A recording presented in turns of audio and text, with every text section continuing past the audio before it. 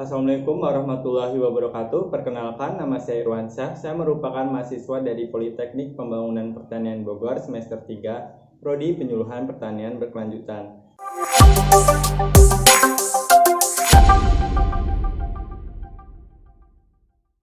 Pada video kali ini, saya akan melakukan praktikum pengelolaan media tanam untuk melihat jenis dan karakteristik media tanam serta pengaruhnya terhadap pertumbuhan tanaman pakcoy. Praktikum dilaksanakan di Desa Terbang Subing, Kecamatan Gunung Sugih, Kabupaten Lampung Tengah. Desa ini memiliki kondisi geografis dengan ketinggian 18 meter di atas permukaan laut, curah hujan sedang, suhu rata-rata berkisar antara 29 sampai 33 derajat Celcius, dengan kelembaban rata-rata 80-90% per tahun. Bahan praktikum yang digunakan dalam praktikum ini adalah media tanam organik dan anorganik. Media tanam organik yang digunakan adalah pupuk kambing, arang sekam, kokopit, dan sekam padi. Sedangkan media tanam organik yang digunakan adalah tanah berjenis latosol, kerikil, dan pasir. Pupuk yang digunakan adalah pupuk NPK 16 dengan merek dagang Pupuk Mutiara. Tanaman indikator yang digunakan adalah tanaman pakcoy, Nauli Evan atau benih generasi pertama.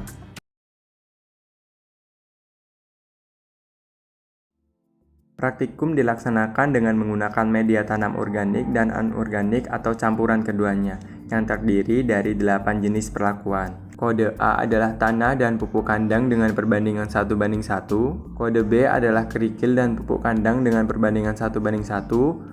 Kode C adalah arang sekam dan pupuk kandang dengan perbandingan 1:1. Kode D adalah kokopit dan kerikil dengan perbandingan 1:1.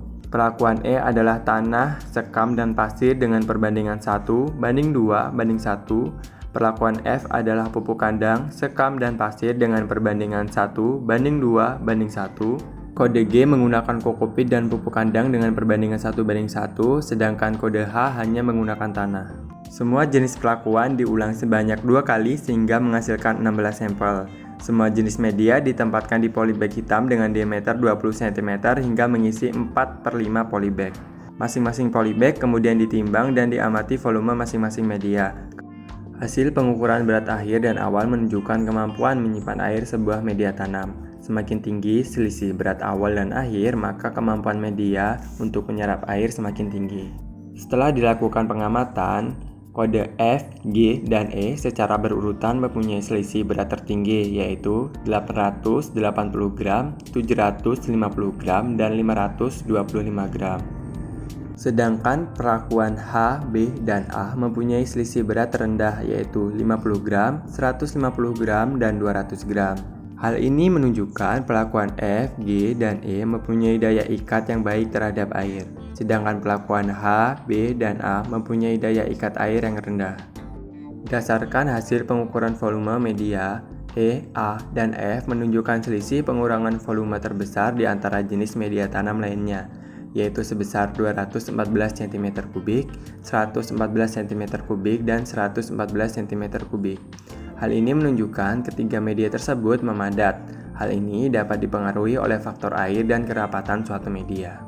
Pengukuran kelembaban dan pH media tanam dilakukan dengan menggunakan alat soil survey instrument yang ditancapkan ke media tanam sedalam 10 cm.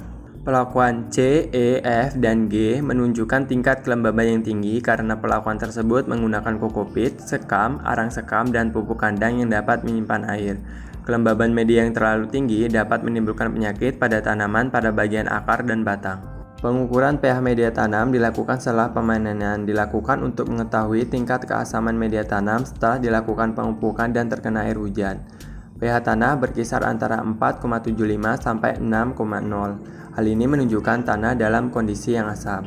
Kondisi pH tanah yang terlalu rendah menyebabkan penyerapan unsur S pada media tidak optimal, sehingga perlu dilakukan proses pengapuran media tanam. Sebelum ditanam, bibit terlebih dahulu disemai dengan menggunakan pot semai selama 1 minggu. Kemudian dilakukan perhitungan daya kecambah benih dengan menggunakan rumus sebagai berikut. Berdasarkan hasil pengujian, dari 72 biji tanaman pakcoy Evan yang ditanam, 20 biji gagal berkecambah. Sehingga jika dihitung dengan menggunakan rumus daya kecambah, maka daya kecambah tanaman pakcoy adalah 72%. Hal ini dipengaruhi karena biji pakcoy Evan atau bibit generasi pertama cenderung sulit untuk beradaptasi terhadap lingkungan yang ada.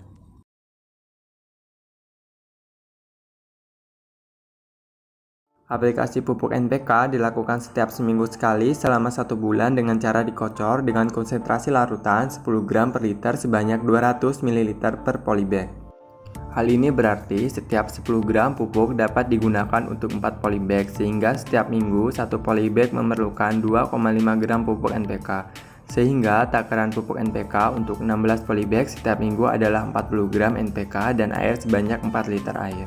Jika terdapat 10.000 polybag, maka kebutuhan pupuk NPK setiap minggunya adalah 2,5 kg pupuk NPK dan kebutuhan air sebanyak 2.500 liter air.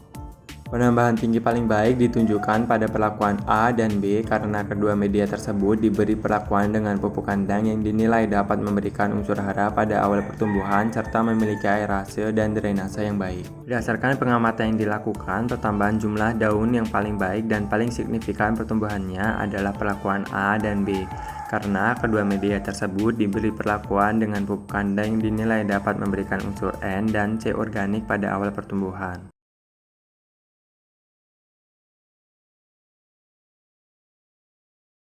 Pemanenan pakcoy dilakukan pada umur 30 hari setelah penanaman.